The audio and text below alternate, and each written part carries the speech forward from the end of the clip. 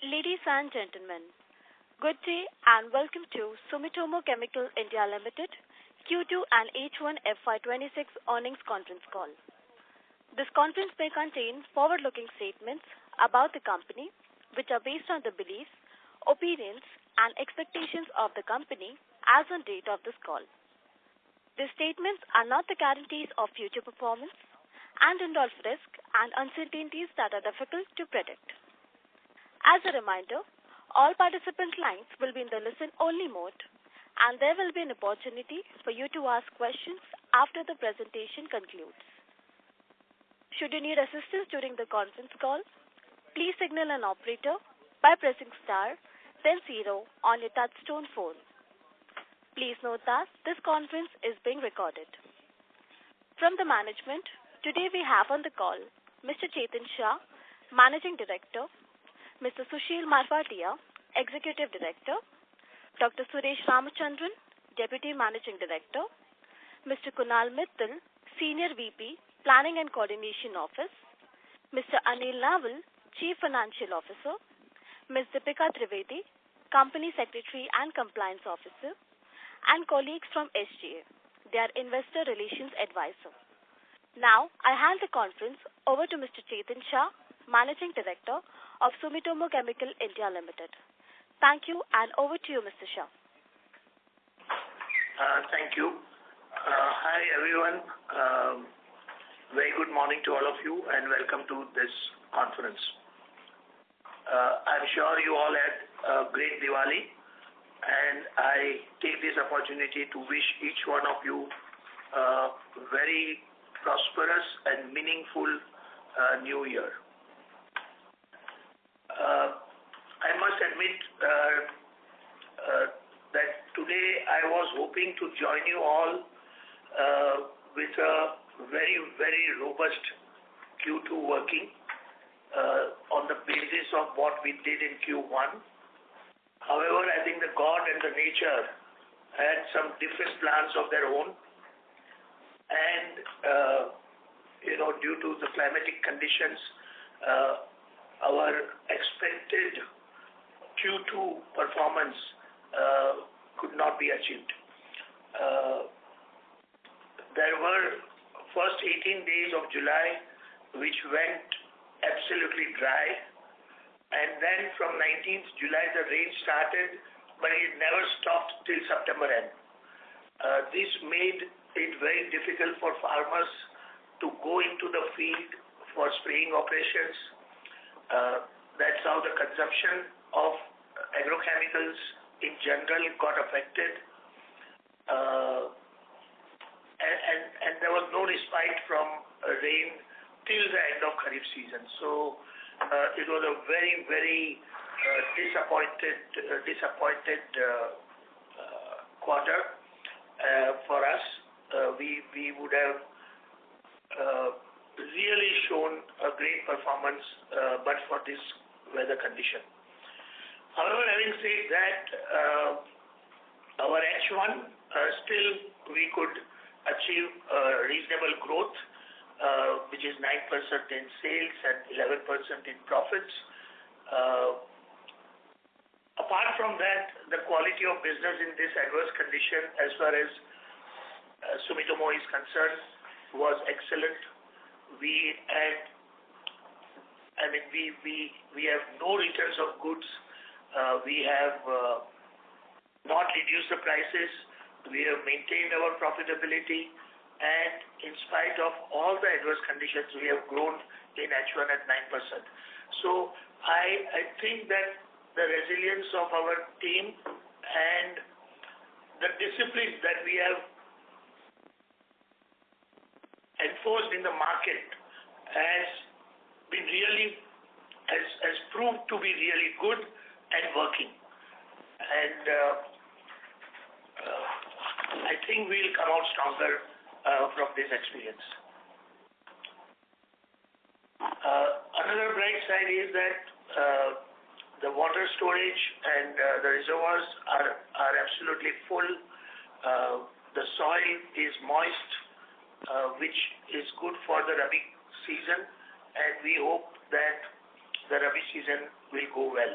However, some rains are still expected here and there as per IMD, but I don't think that the rain will be disruptive kind of rain as we saw in August and September. So the overall situation looks good, and we hope to have a great Rabi season. Also on the global front, the agrochemical industry is witnessing early signs of stabilization after nearly 2 years of inventory destocking, pricing pressure, and climate-related disruptions. Internationally, ordering patterns are gradually normalizing, and prices appear to have bottomed out in key markets, offering a base for recovery. So this is in a nutshell my message or my address to you. I'll get back to you in the QA sessions, and I hand it over to Mr. Suresh Ramchandran, Joint MD of Sumitomo. Thank you very much. Good morning, everybody, and thanks for joining this call. Coming to the performance of Sumitomochemical India, the second quarter, as Shah mentioned, was undoubtedly a challenging one. At least we have not seen this kind of rains in many years. It was just pouring from middle of July till the end of September or even into October. The year of Kharif started on a promising note, but because of the weather conditions, it resulted in farmers not able to go to the field, which led to missing of sprays or deferment of sprays. Despite all of these challenges, Sumitomo Chemical delivered a resilient performance, maintaining operational continuity and channel health while protecting margins in a seasonally weak environment. In Q2 FY26, our consolidated revenue stood at 930 crores versus 988 crores in the corresponding period last year. Although this represented a slight decline, it was entirely driven by volume contraction due to erratic and excess rainfall. Price realization remained broadly stable across our portfolio, supported by disciplined pricing practices and strong product positioning. Gross margins were maintained at 43.1%, demonstrating cost efficiency and prudent input sourcing. The EBITDA margin stood at 22% for H1 FY26, broadly in line with our expectations despite the adverse seasonal impact in Q2. At the half-year level, SCAL performance reflects healthy underlying strength. Our H1 revenue grew 9% year-on-year to 1987 crores, with corresponding growth in profitability.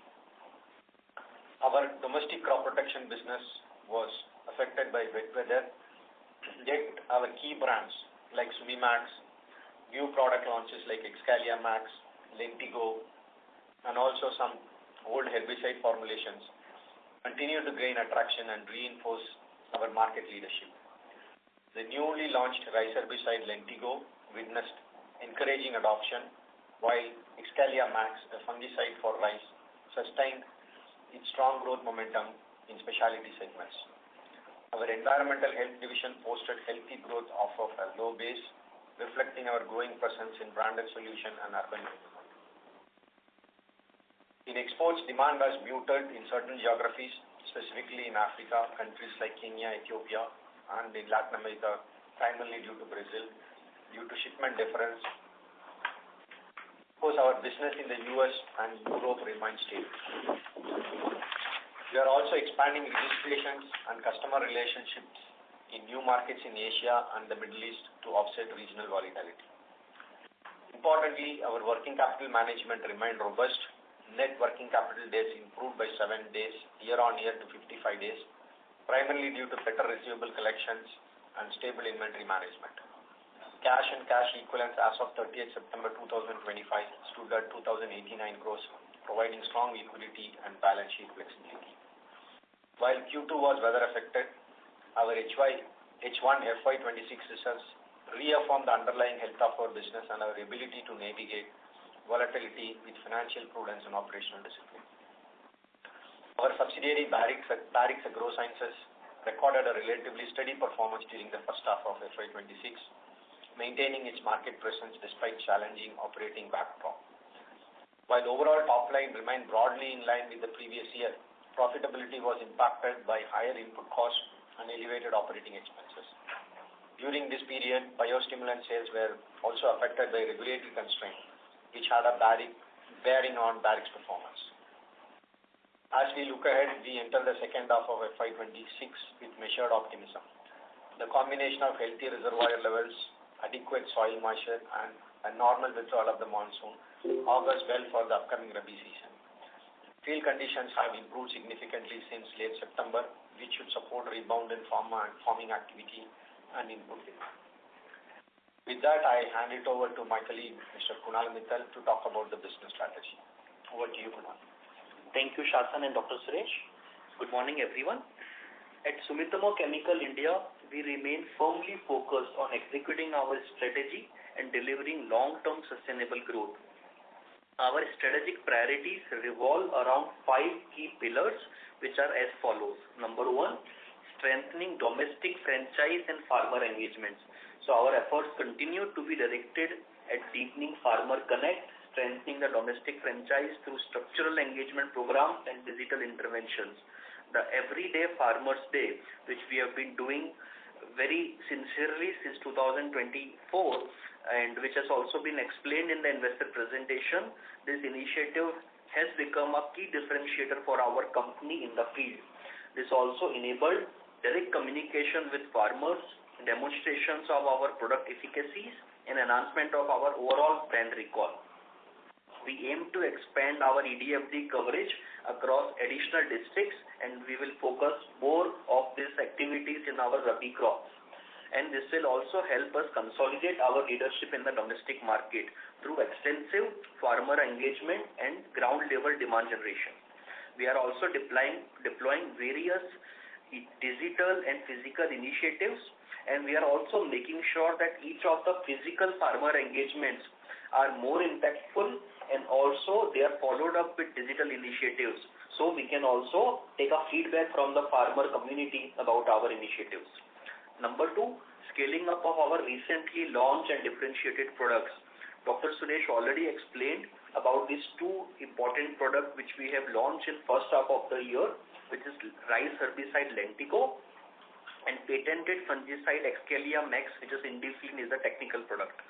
Our innovation-led growth strategy remains the core of our business model. Both of these products are sourced from our parent company, Sumitomo Chemical Japan's global innovation pipeline, and so far they are very well received in the market. During current financial year, our focus is to scale up these products across newer territories, accelerate our demonstration of these products to the farmer, and also prepare for additional launch. One important product which we are planning to launch in the second half of the year is a product from our group company, Valiant Biosciences. The name of the product is Top Grain. These efforts will continue to reinforce our company's reputation as a trusted provider of high efficacy and sustainable crop protection solutions. Number 3, enhancing exports competitiveness and our global footprint. We are intensifying our focus on expanding global presence. Despite temporary softness in certain export destinations, our business model remained resilient and agile. We continue to broaden our footprint across Africa, Latin America, Southeast Asia, while consolidating our relationship in the US and Europe. With strong backing from our parent company, we are also increasing integration of our group's global supply chain and registration network, which will position India as a critical manufacturing and export base for our future growth, not just for India, but for the global organization. 4, advancing manufacturing and backward integration initiatives. So manufacturing excellence is a very important core pillar of our long-term strategy. We have already started and commenced backward integration for selected molecules at our Tarapur facility. We have also made significant progress in project planning, regulatory approvals for our upcoming greenfield expansion at Dahej. In the earlier investor presentation in the quarter ending June, we had announced 2 capex projects, one doubling the capacity of one of our product for our parent company to be manufactured at Bhavnagar, and also few additional products, including some of the blockbuster global products being launched recently, to be made at our Tarapur site. So both of these were already explained, and they are also explained in our investor presentation. So these facilities like Dahej will produce multiple Sumitomo origin molecules and intermediates, which will help us diversify our parent company's SCC's global manufacturing footprint and also enhance SCIL's cost competitiveness in the long term. Simultaneously, our operational teams are continuing to pursue productivity improvements, process efficiencies to ensure consistent quality, optimize cost and margin sustainability, and that is something which we have demonstrated even in a very challenging market like this, that our margins were largely maintained. Number 5, sustaining financial discipline and working capital efficacy. If we look at our company's balance sheet, it remains one of the strongest in the Indian agrochemical industry. We continue to prioritize liquidity management, cash generation, prudent working capital deployment. During first half of financial year 26, our collections improved substantially, with total inflows to the extent of almost 2,277 crores compared to 1,999 crores in first half of last year. So we remain committed to sustain this kind of a momentum through stringent credit control, optimize inventory levels and timely supplier settlements. Our philosophy is to grow responsibly. So in short and to conclude, while the first half of the year was characterized by climatic challenges, the underlying fundamentals of both the Indian agriculture sector and our company's business remain strong. With improving field condition, healthy rural sentiment, with normalization in channel inventory and a very good levels of water reserves, we expect a recovery in demand during the Rabi season and beyond. Our unwavering focus on portfolio differentiation, operational excellence, farmer engagement, and disciplined execution position as our company well to deliver sustainable value for all our stakeholders. With that, I will now hand over the call to Mr. Anil Nawal, CFO of our company, to please take you through our Q2 and first half 2026 consolidated financial performance.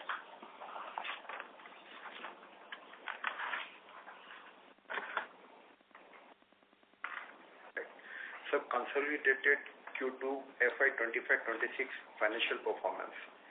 During the quarter, we recorded revenue from operation of rupees 930 crore compared to rupees 988 crore in Q2 FY24-25.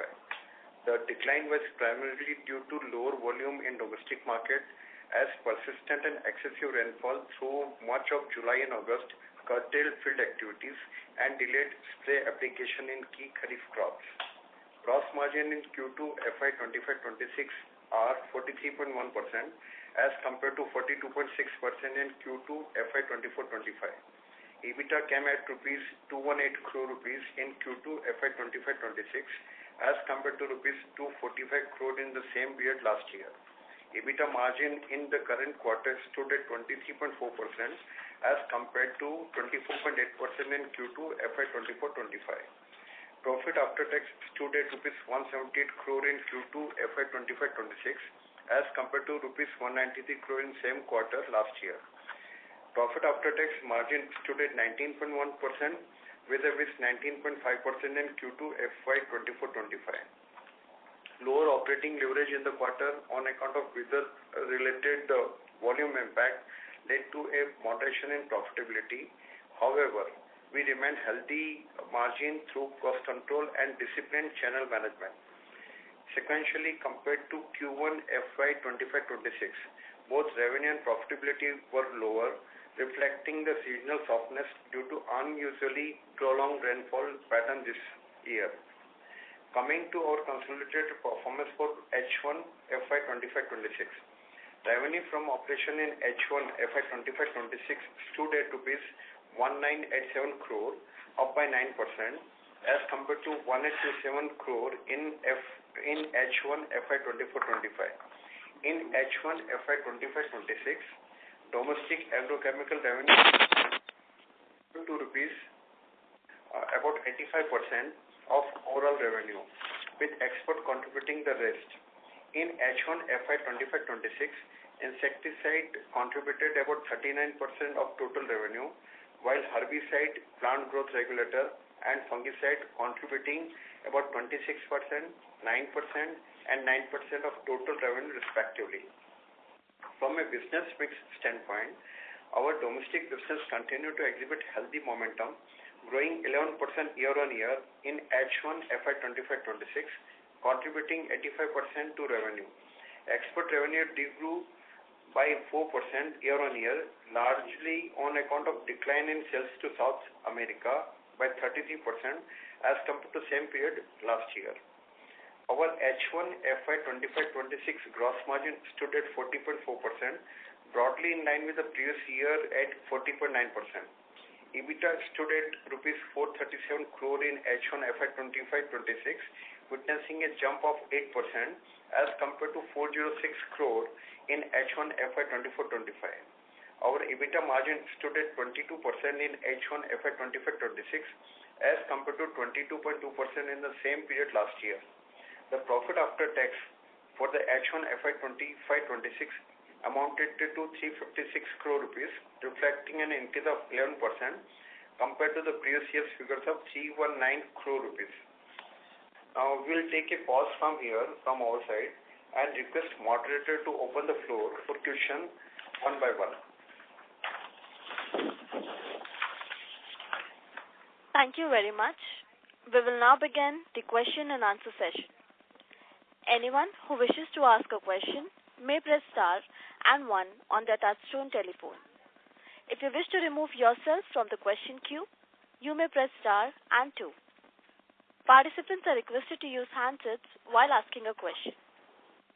Ladies and gentlemen, we will wait for a moment while the question queue assembles.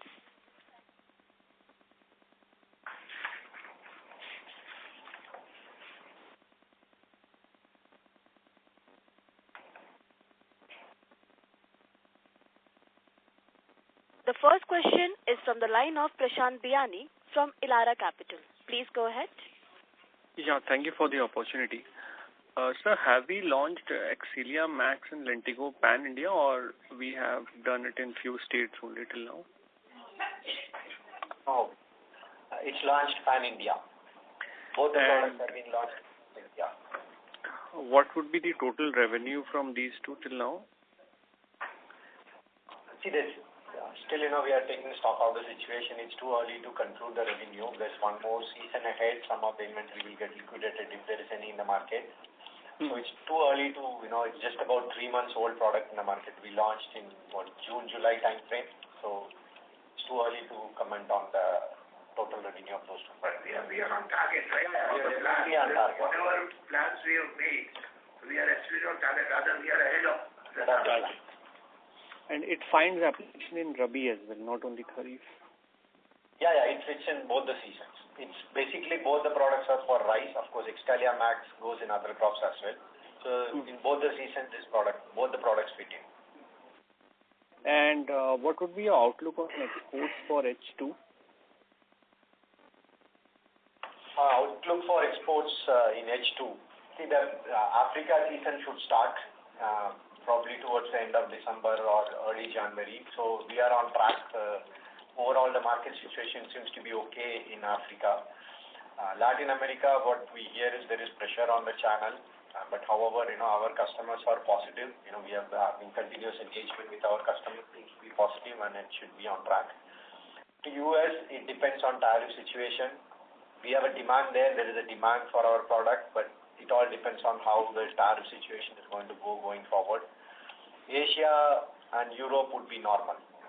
So overall, I would say it's positive.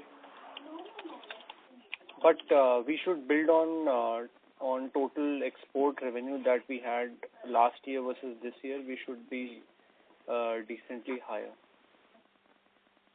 Prashant, we will not be able to comment on any forward-looking statement. And our efforts, as Dr. Suresh mentioned, will be to revive the demand as much as possible. And sir, on the semiconductor side, any update if you can give on beyond what we had mentioned in the last call? how will the business look like in the initial years? Will we start from trading, or we will go for investments also? Some further insights on that would be helpful.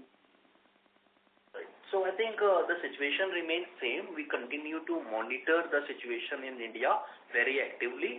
So we and also our global affiliates, we continue to visit India, various locations, various customers.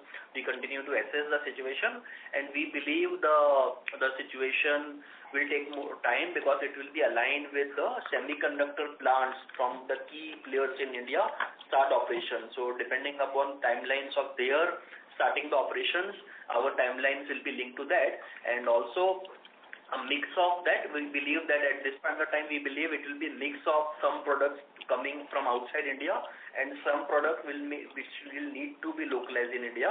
So we believe it will be a combination of these things, and but it will still take time because what we understand is that it will all be, as I mentioned, linked to the customers' operations to start. And we are discussing and monitoring the situation on a timely basis, and at the right time, we will make a decision and move forward on that project. Okay.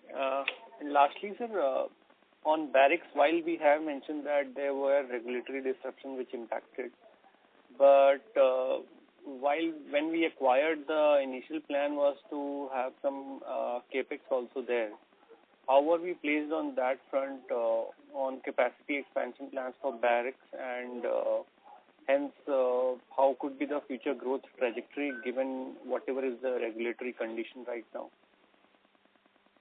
The regulatory condition is not only for barracks, it's for the entire industry. Yeah. If you've been observing, that biostimulants law came into place and many products got impacted. Only 145 have been approved. And we could not sell not only barracks, the entire industry could not sell from the middle of June till almost end of September or early October. Still the process is on. You have to get the license endorsement at different manufacturing sites, then at the state level and all those things. Okay, those procedural formalities are going on not only for barracks, for many of the companies in the industry. And also on top of that, the weather was challenging in Kharif. So those are the reasons which impacted, and we could not sell any product of 3 or 4 products from barracks portfolio during that time. Now things should start. We are looking at starting the sale as soon as possible. In terms of capex, I think we are sufficiently equipped for the capacity what we need for the current year sale. As the season moves into, once we close the Rabi and next year demand we project, we would take a call on that. Of course, if it is required, we would be definitely investing capex. Right. Okay, I'll jump back to the queue for further questions. Thank you. The next question is from the line of Sudarshan Padmanabhan from ASK. Please go ahead. Yeah, thank you for taking my question.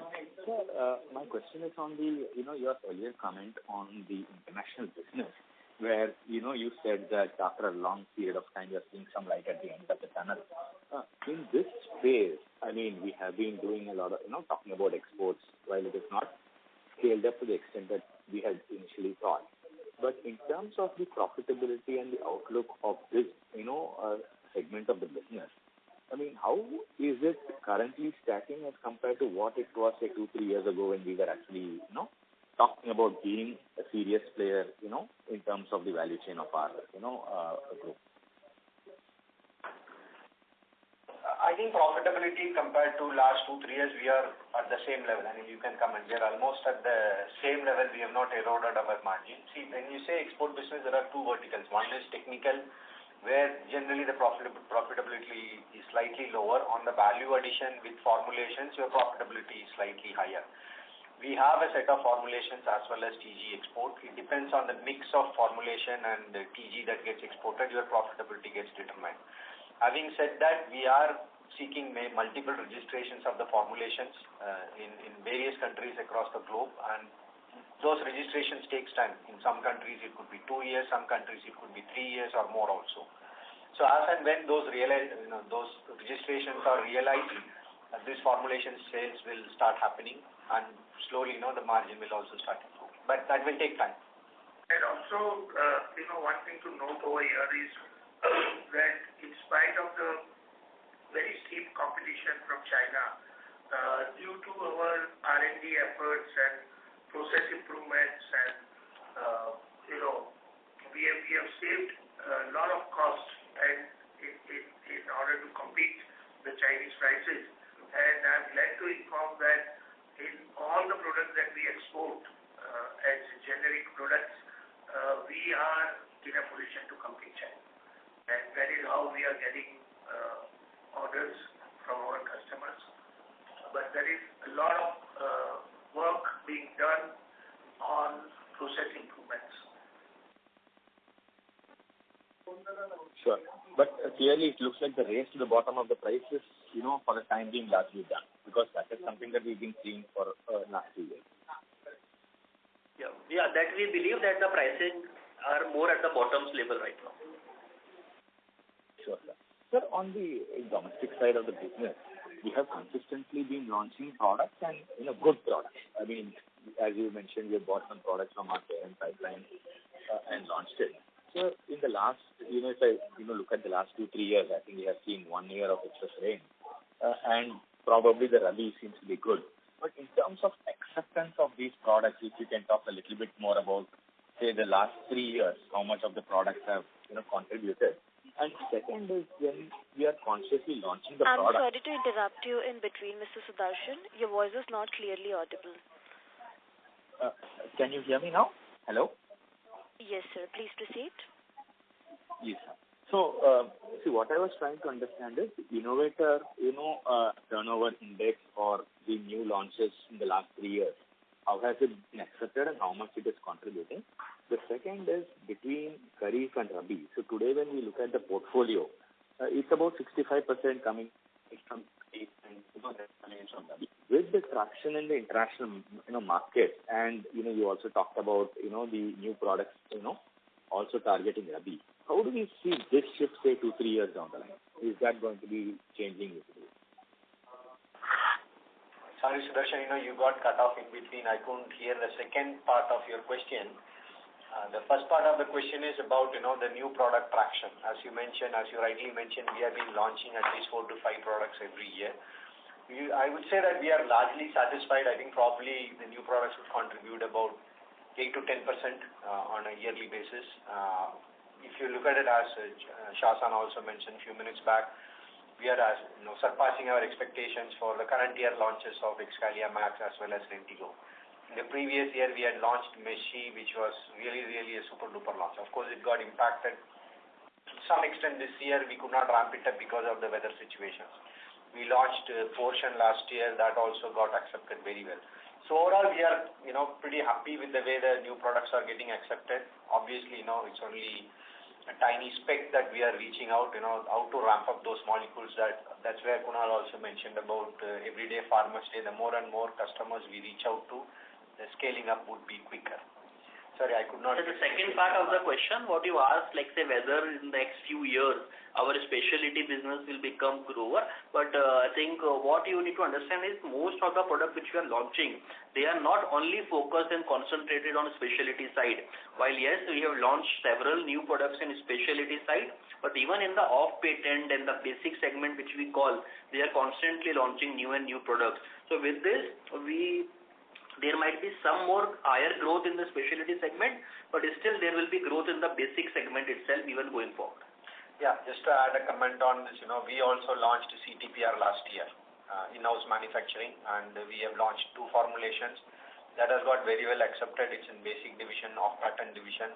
It's really doing well this year also. So one final question, sir. I was actually trying to understand the difference. Today we have 65%, of business in the first half, that's Kharif. So with the new launches and the international business picking up, do we see this, kind of bridging a little bit, say, in the next 2-3 years? Not really, Sudarshan. The simple reason is 70% or 65% of the market consumption happens in Kharif season. Okay? Rabi season is a shorter season and the pesticide consumption is slightly lower compared to the Kharif season. Maybe 30 to 40%, not more than that. So we are in line with the industry and agrochemical consumption in the market. Unless we get a very specific product for Rabi season, it will remain by and large in the same trend what we are seeing today. Sure, sir. Thanks a lot. I'll join back. Thank you. The next question is from the line of Rehan Syed from Trinetra Asset Managers. Please go ahead. Good morning to everyone, and thank you for giving me the opportunity. So I have only one question regarding the pricing versus volume ahead. I think you have answered, but there is some bit of voice lag from your side. Just could you please understand regarding this? So my question is, with better-driven volume loss but stable pricing in quarter two. So when volumes normalize, so do you anticipate competitive pricing pressure in H2, or does the current pricing discipline look sustainable for going forward? The prices are definitely sustainable. As a matter of fact, if prices had to be lower, it was in this particular condition, a tough condition of Kharif. And if we have successfully maintained the price line, even in this challenging months, I don't see any reason for us to drop the prices in the future. I think it would be, we will definitely maintain the price line, even if the volumes go up. Okay, and like one bookkeeping question from my side. Could you please put any margin guidance for revenue growth or EBITDA margin for going forward? Can you please repeat? I think we could not understand. No, I could hear you. No, so we are going, our efforts will be to maintain our EBITDA, our profit before tax, our profit after tax, and all the parameters we will be maintaining or improving. I don't think that we'll slip down. We go down then.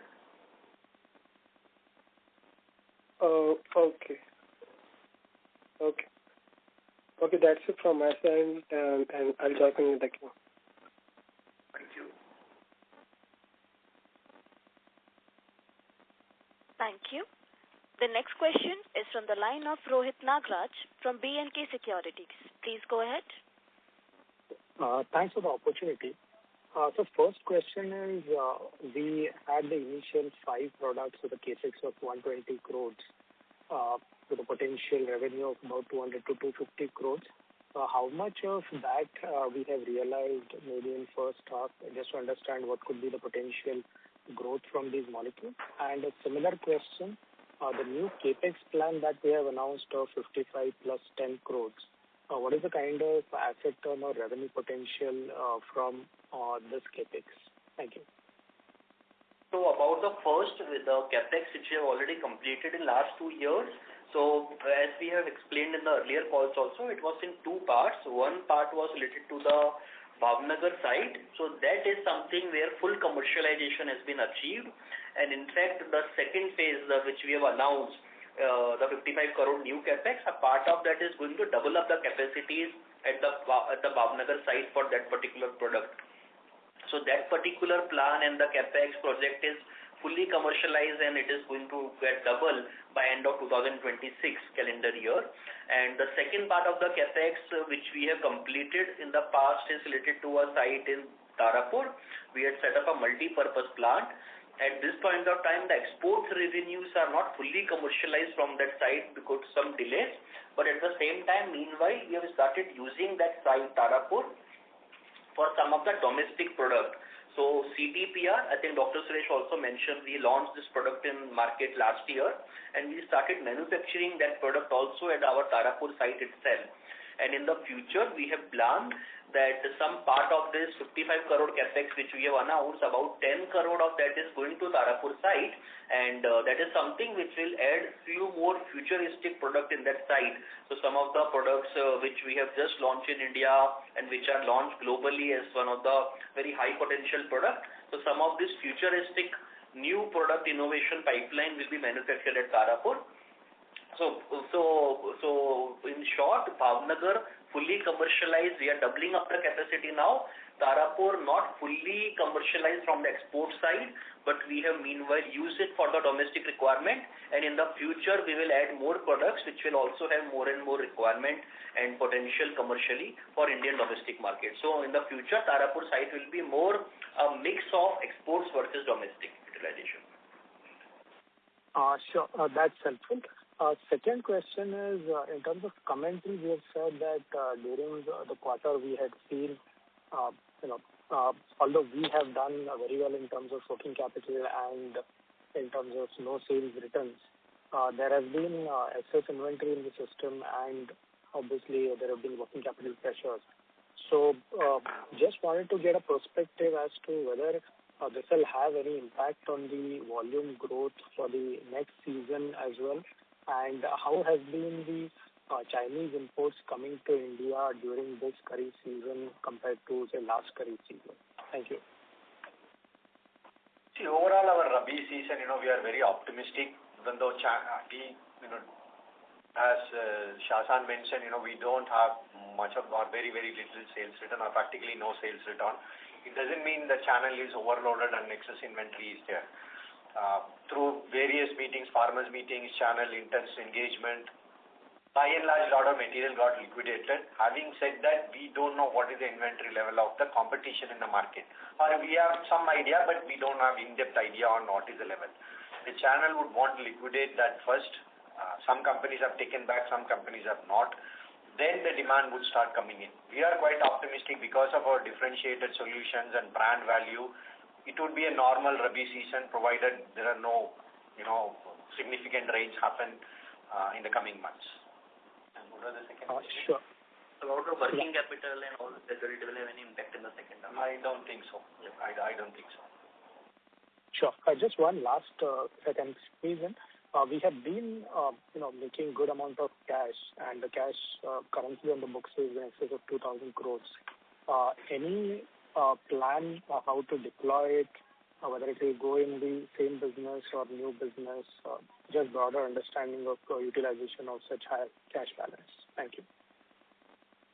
So as we have mentioned in the past, we have very robust plans to deploy this cash in our business, and the Dahej site which we are going to develop as a global manufacturing site for our parent company's global product portfolio, that is going to utilize a large part of this cash, and we are also evaluating various options to fast track and accelerate some of this deployment of the cash through various means. So at this point of time, we cannot give a very concrete timelines, but the work is under progress to deploy this cash and put it in the business, because in the business it can earn higher ROIs as compared to what it is generating today.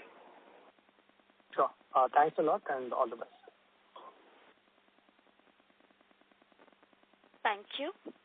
Ladies and gentlemen, in order to ensure that the management will be able to address questions from all the participants in the conference call, we request you to kindly limit your questions to 2 per participant.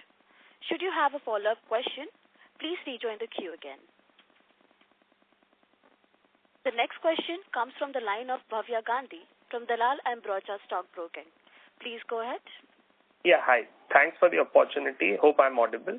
So my first question is regarding the Dahej CAPEX. If you can provide some timeline or the progress on the CAPEX, 250 to 300 crores that you are going to plan. How are you going to plan phase 1? What would be the amount that you'll be deploying, revenues that can be generated? If you can provide some timeline phase-wise, that will be helpful. Yeah, so we do not have very clear timelines in terms of when it will be started. As we have mentioned in the past, we are looking at various products. In terms of technical feasibility studies, a lot of work has been completed, it has been submitted. We also completed a lot of ground level work in terms of the acquisition of land, acquisition of all the environmental approvals, all those kind of a thing. As we have mentioned in the past, we are looking to deploy at least say 250-300 crore, and while we have submitted a lot of feasibility studies, so we expect that during this current financial year, some of these projects should go and get approved both by our parent company and us, and our board, and once they get approved, we will take these projects to the implementation at the ground level with implementation timelines of 18 months to 2 years. So maybe sometime in calendar year 2028, we see that some of these projects should start generating revenues, and then we will see that how this can be expanded and scaled up the overall site of the Dahej. So overall, we are working on multi-product and multi-utilization. So no, we are not looking just one product or one plant, maybe a multi-product and multiple kind of a plant kind of a situation we are looking at developing in the Dahej. Got it. And just till then, how much outsourced manufacturing do we, because I believe in the presentation also you mentioned that your capacity utilizations are at 80-90% now. So for the next 2 years in the intermittent period, where will you bring that growth from? Because are we relying on outsourced manufacturing? If you can share the percentage of outsourced manufacturing, or are we just going to bring products from Japanese market and add some trade margins in India? Yeah, that's it. So yeah, it will be a combination of this. See, for our specialty product, there is no outsourced manufacturing. Either the products are manufactured at our global locations in USA or Japan, or it is manufactured by us. But in those products, we do not see any capacity constraints. In the off-patent segment, which contribute to 65 to 70% of our business, yes, at this point of time, our technical plants are in the range of 85 to 90% kind of a capacity utilization level, but we do not see this as a bottleneck for our growth. Whatever growth we will get in terms of volume demand in the market, we have the ability to source this product in a fairly short period of time from the market, either through China or through India and other suppliers. So we do not see that is going to be a bottleneck for our growth for future. Got it. And on the semiconductor side, where are the existing semiconductor companies procuring their raw material or the IT chemicals from? Because in Dholera, Tata's plant has already started functioning. Keynes has put up a semiconductor plant in India. So if you can just throw some light on that as well. Where are they procuring it from? Are they procuring it from the parent, or they are procuring it through some other entities? Yeah, as far as our understanding and our surveys and discussions goes, I think this kind of plants have not started the operations in India. Our products will be going to a very high-end fab, which is called the fabrication unit, and some of the units which have started in India in semiconductor, these are relatively smaller and OSAT kind of operations, but in terms of the fab, I think the Tata's fab is going to be one of the largest and the first fab, and but it has not started operations, and we are waiting and monitoring that when the Tata's operation will start at Dholera. Just if I can squeeze in one more. Yeah. So you were saying something. I'm saying we are in touch with all the customers, including Tata's, and we are monitoring the ground level situation. But you can also maybe reconfirm this understanding whether Tata's have really started at Dholera or it will still take some more time. Got it. And on the Exalia Max, just wanted to understand, post the Tarapur commissioning, and if we prove it on the pilot, is it like a full-scale operation at the Dahej 250 to 300 crore capex where we'll be manufacturing Exalia Max? Is that the thought process? So currently what we have mentioned is we have already launched this product, but this is being manufactured at our Japanese facility. We are importing this TG and then launching this product in Indian market.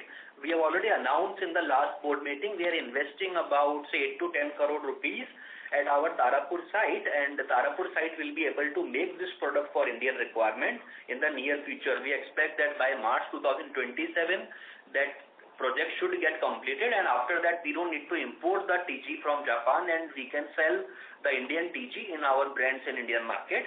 For the future expansion for the global requirement, yes, this is one of the product or maybe some part of the intermediates of this product which are in the potential list to be manufactured in Dahej, but as we mentioned, this has not been finalized, and once this is finalized and approved, we will keep everyone informed. Fair enough. Thank you so much. Really appreciate it. Yeah, that's it from my end. Thank you. The next question is from the line of Naushad Chaudhary from Aditya Birla AMC. Please go ahead. Hi. Couple of clarification. First, on the export side, you have mentioned there was some shipment deferment. If you can, share the quantum of this shipment deferment and what was the reason for this?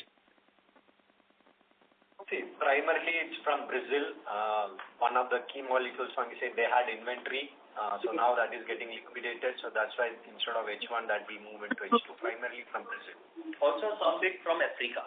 In Africa also some countries we saw that some of the customers who typically buy in like the Q2, some of that demand moved to Q3 and Q4 also, but it is very difficult to quantify because we do not have the firm orders right now. We are negotiating and discussing with the customer. So we cannot like commit that whatever we have lost in first half, how much of that will translate, but efforts are on and we are hopeful that some part of business can be revived in second half. On the biologics side, can you share the revenue share from the biologics product in this quarter versus last year same quarter?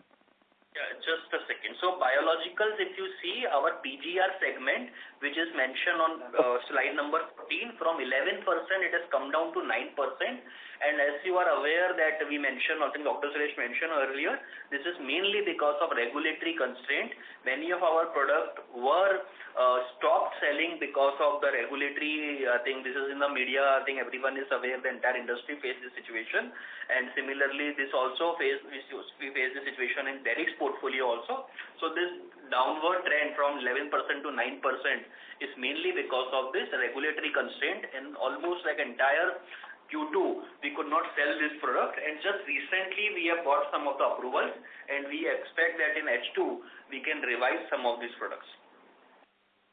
Last, on the capex run rate, though you have shared in bits and pieces about different projects in detail, but if I have to, in a simplified way, if I have to look at the company total capex outlay in the next 3 years, any number if you can, quantify how much we have in mind to deploy? We are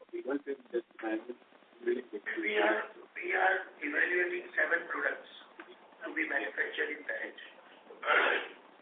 We have submitted feasibility reports which is under studies in Japan, and we are confident and hopeful that all the 7 products will be approved.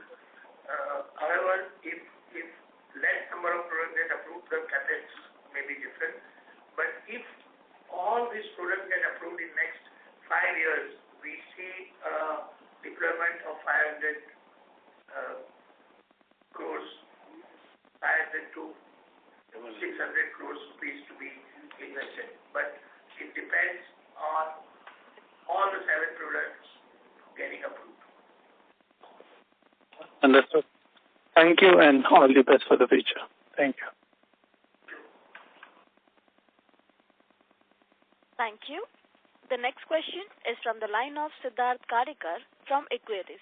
Please go ahead.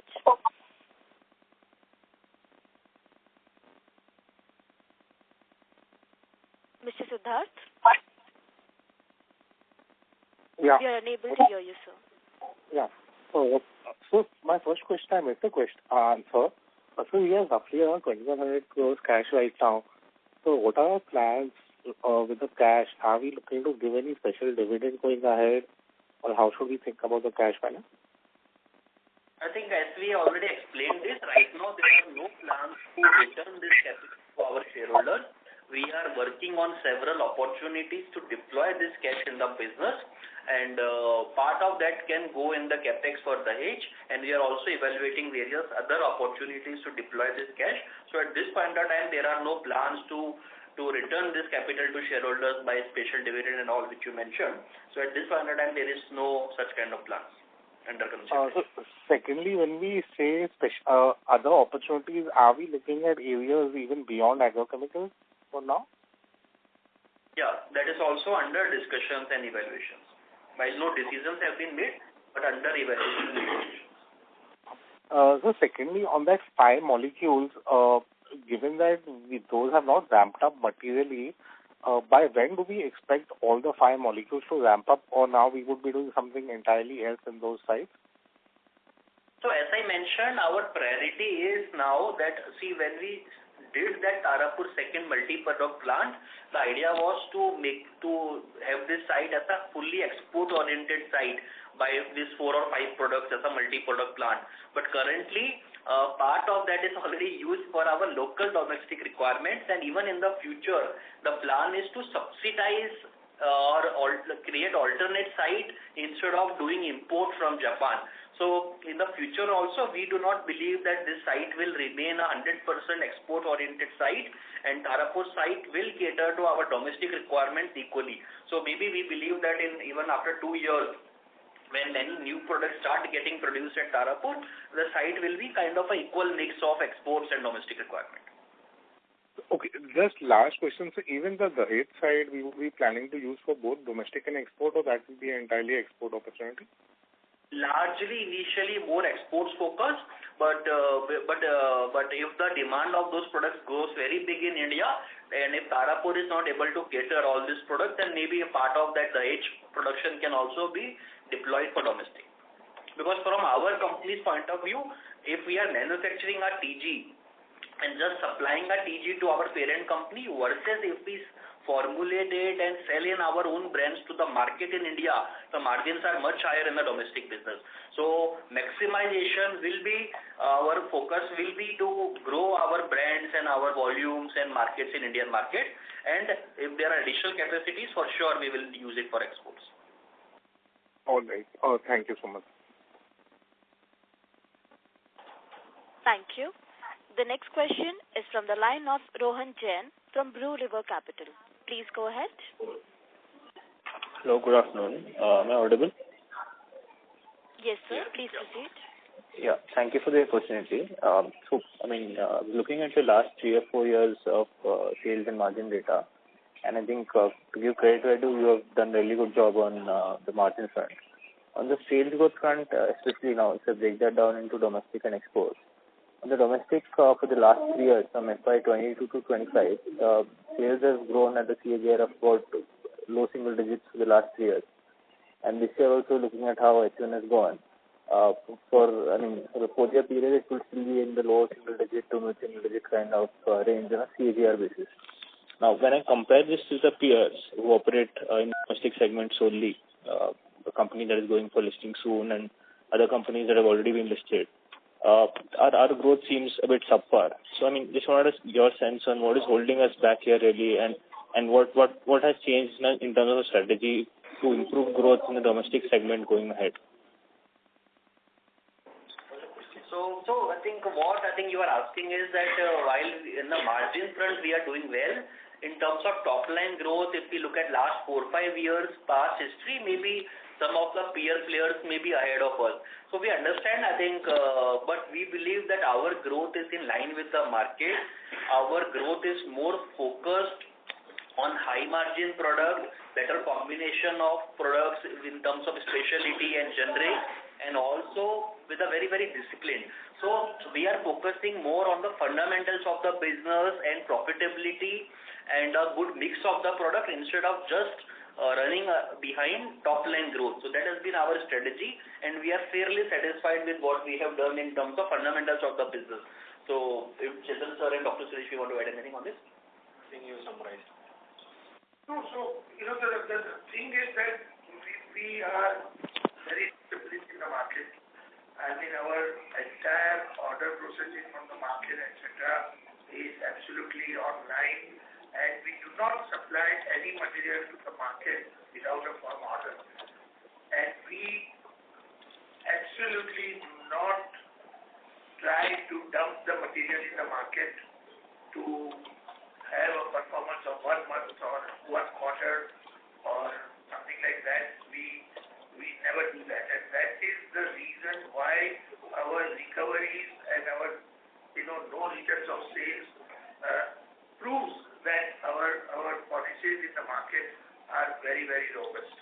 So I think as Kunal says that our primary aim is to maintain the margins or improve the margins, and top line comes after that.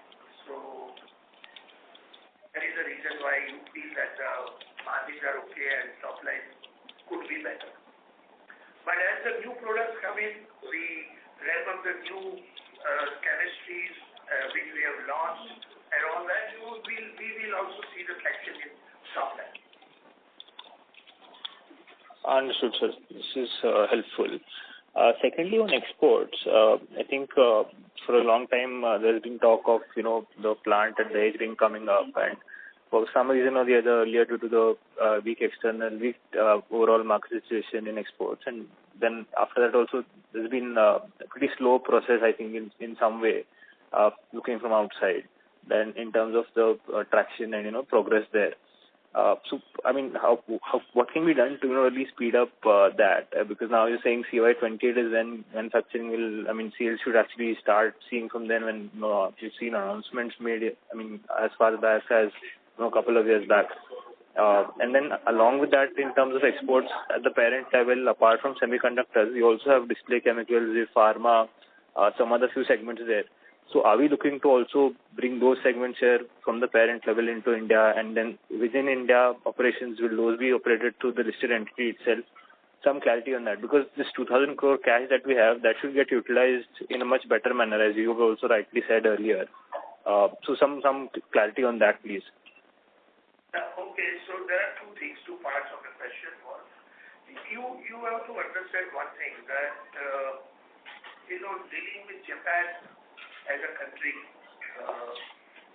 it is very, very sustainable, but the speed can be lesser than what we expect it to be.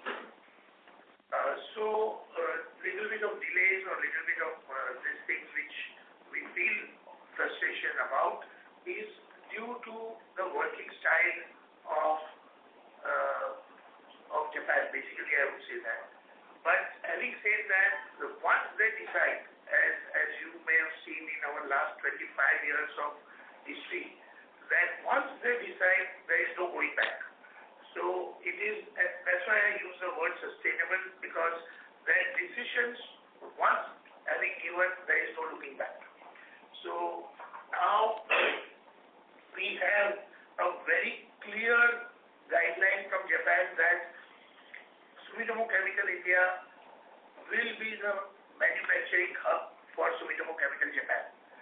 And that is why we are seeing the number of products and the speed at which we are getting one by one approvals has really improved. I will also give you another example that now India has been put, or Sumitomo Chemical India has been put by Japan as a number one category for testing new molecules. So earlier what used to happen, that the new molecule will start in North America, Brazil and Tokyo and Japan. Now India is the fourth country placed in the same category. So any new molecule that is even at a trial stage that comes to India along with North America, Brazil and Japan, we have already received 2 such molecules for testing. So the speed has improved.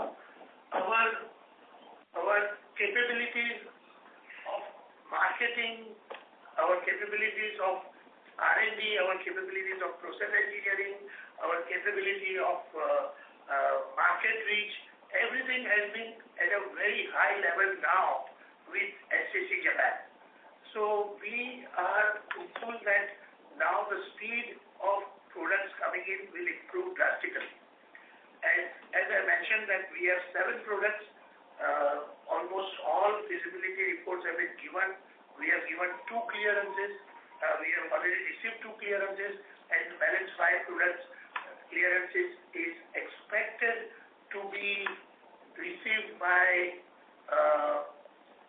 end of this financial year. So once that comes, all our plans to implement this project will begin. And also, as Shashank mentioned, a lot of speed has improved.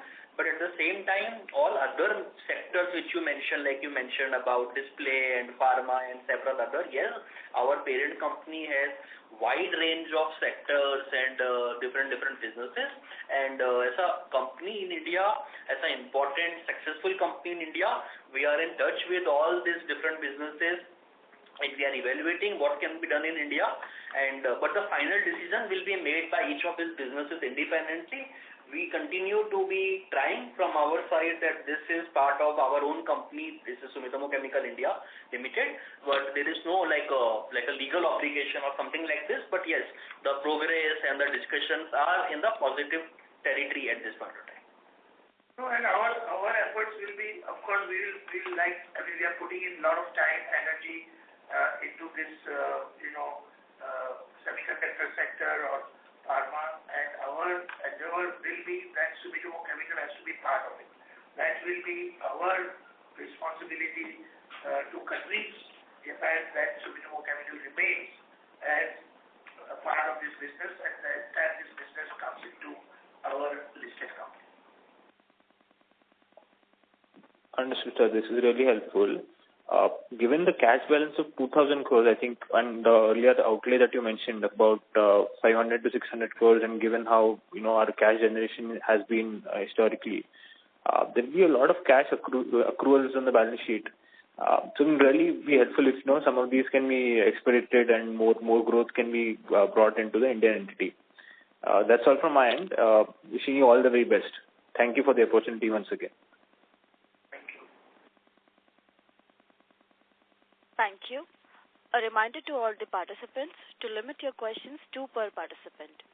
Should you have a follow-up question, please rejoin the queue again. The next question is from the line of Ankur Periwal from Axis. Please go ahead. Hi sir. Thanks for the opportunity. Two questions. First, on the specialty side, while we have been launching new products over the last 3, 4, 5 years, the growth in the specialty agrochem space is much lower than the generic bit.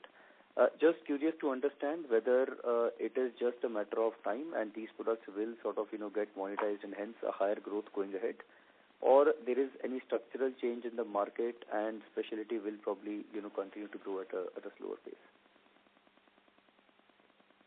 I'm not sure how you're saying specialty growth is not there. Because Ankur, if you see the segment, like say, if you see last 5 years, we were more in the range of 22 to 24% our specialty segment, which has grown to more in the range of 28-30%. Even in this you can see. So yes, quarter to quarter and say first half versus first half, there may be variations, but structurally we believe our specialty segment continues to grow at a higher pace and not like significantly higher because our basic and the off-patent and generic segment is also growing constantly in the existing molecules and as well as launch of new molecules. But yes, the space, the growth of specialty segment over last 3 to 5 year period is at a healthy and satisfactory level. In this particular first half, yes, maybe it has dropped 1%, but 1%. Almost same. Almost same. Yeah. Sure. So just on the specialty, especially the domestic part, I'm excluding exports here. You believe the pace is okay and probably it's satisfactory as to our understanding, our expectations internally. Yeah. Okay, great. And just a second bit, clarification. We did highlighted 500 to 600 crores of potential capex for those, 6-7 molecules over the next 5 years at the Dahej, that is. This will be largely fully utilizing the Dahej capacity, and this is the peak that we can look at, from a capital deployment there, or there is something more? This is just the starting of Dahej. Dahej will have potential to cater to this kind of a growth for even next 10 years or even 12 years. Great. And the 250-300 crore capex that we were sort of waiting for the full approval to come in, it will be a subset of this 500-600 crores. Yes. Okay, done. That's it from my side. Thank you and all the best. Thank you. Thank you. The next question is from the line of Bharat Sheth from Quest Investment Advisors Private Limited. Please go ahead. Hi, sir. Thanks for the opportunity. Sir, on agrochemical, you said that since we don't want to dump the material and we want to sell at certain margin, so vis-a-vis, so our growth is in line with the industry. But with a lot of new product that you state that will be launching, so how do we see? One is the acceptability of the specialty among our fraternity, farming fraternity, how the things are trending up, and when we really see our agrochemical business growth higher than the industry growth. See, I'll tell you that the growth of specialty molecules, like last year we launched Meshi. In the very first year we achieved 5 lakh liters. Our target of that particular product was to ramp up to 10 lakh liters this year. But because of the climatic conditions, we could not do that. Even then, I am sure that we'll cross 5 lakh liters by the end of this financial year. It is not that we are not growing. See, I think we have to understand that Q2 was a major setback due to no control of ours over the situation. So that has to be ignored. Even the launches which we made in these difficult conditions of Excelia Max, we have surpassed our initial estimates. So the traction is very good. The products like Lentigo, we have surpassed our estimates. So all these products have very big potential to have a traction in future. And that is what we are striving for. Even for our basic two, like our brand Mera 71, we have sold 3,000 tons in the first 6 months of this year, which is the highest ever for the entire year. The earlier best we had done was 2,800 tons for the full year. And we have already crossed 3,000 tons in the first half in such difficult conditions. So, tractions are there, but we also understand that the traction cannot be for all the products at the same time. There will be some products which will be affected because of certain conditions, but because of certain favorable conditions, some products can have a terrific traction. So, it is a very dynamic sort of a situation in the market. What is the rain condition? What is the soil condition? What are the pest conditions? It depends on all this, and we have to be agile to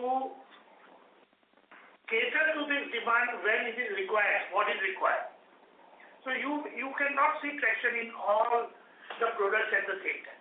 Yeah. And I think what you mentioned is that we made a comment that our growth will be in line with the industry. So that was, I think, maybe not a right thing what we said. What we are saying is in line with the market growth. For sure we will grow. That is something which is a base confidence. And then we deploy several strategies as Shashan explained in detail product-wise level, several new products, and then doing extensive demand generation and farmer engagements for these products so farmer understand the benefit of this, and through this create additional demand over and above the market demand for our product.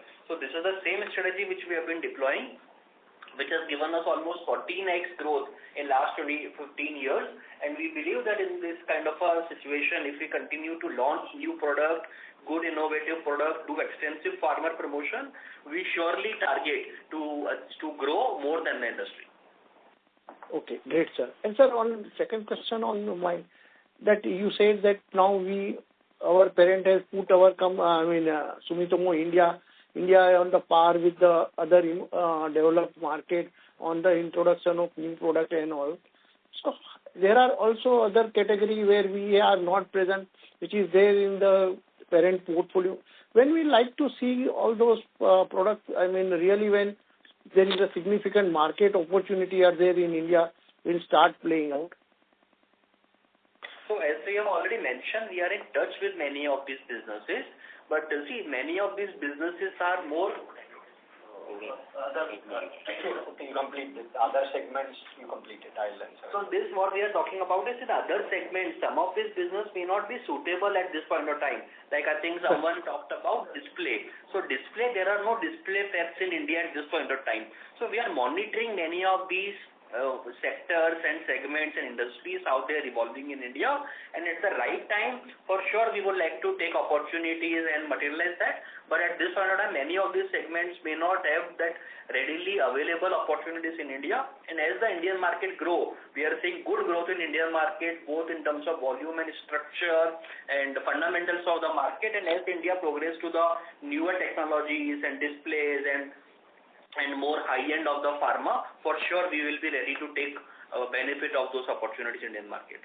That was for the other segments, and Dr. Suresh will now answer about the current segments, how we are expanding globally. Yeah, in terms of agrochemicals, yes, Shashan mentioned about India being on the map along with countries like developed countries like Japan or US or Brazil. Now India is also on par with those kind of countries. So what it really meant was, till now or till last month, whatever the new molecule that would come out of the discovery stage were initially tested in those 3-4 countries. After a couple of years or even maybe up to 5 years only, India was even considered as a market for those kind of molecules. Now SEC has clearly identified India as a potential market. Whenever the discovery molecule comes out of the pipeline, India will be one of the countries along with the countries like US or Europe or Brazil for initial phase testing itself. With that, we also have proved that 2 or 3 molecules which are not even named coded compounds are going to be tested in India in the coming months or next Kharif season, which means that India would be one among the first countries for launch of those new products. Having said that, these new products to really go through the registration pipeline and come to the market depends. It may take 5 years, 6 years or more than that depending on the molecule. So at least now SEC Japan is considering or has started considering India as one of the premier markets, and we would like to have an early entry as soon as the molecule comes out of the discovery pipeline. Thank you, and thanks for the elaboratory answer. This will be basically imported from Japan and branded in India. Correct. Okay, sir. Great, sir. Thank you and all the best. Thank you. Thank you. Ladies and gentlemen, due to time constraint, that will be the last question for today. I would now like to hand the conference over to Mr. Sunil Marfatia for closing comments. Namaste everyone. Thank you all for asking some very interesting questions and our colleagues for replying the same. We hope we would have addressed all your queries. As we draw this call to a close, I would like to take a moment to reflect on what truly underpins Sumitomo Chemicals India's performance. Even in the quarter shaped by unusually erratic weather and external headwinds, our results reaffirm and the strength of our fundamentals. A well-diversified portfolio, disciplined financial management, deep farmer relationship, and an unwavering focus on quality and execution. Our emphasis in the second half of the year will be on the capitalizing on the improved field conditions, the driving volume growth in key molecules, and sustaining our margin profile through prudent cost management and operating efficiency. We will continue to invest in innovation, farmer outreach, and capacity enhancement to reinforce our leadership in the domestic market while building a stronger export franchise aligned with our parent company's global network. We believe that our strategic directions is well aligned with the evolving needs of the Indian agriculture, a sector that continues to transform through technology, sustainability and innovation, and looking ahead, the company remains fully committed to its long-term strategic priorities, strengthening the domestic franchise, deepening the innovation pipeline, expanding manufacturing and integration, and maintaining balance sheet strength. We believe this initiative will enable consistent, sustainable growth and long-term value creation for all our shareholders. Thank you for taking your time to join our conference call today. We truly appreciate your participation. We take this opportunity to wish you a season's greetings. Thank you. Thank you. On behalf of Sumitomo Chemical India Limited, that concludes this conference. Thank you for joining us today, and you may now disconnect your lines.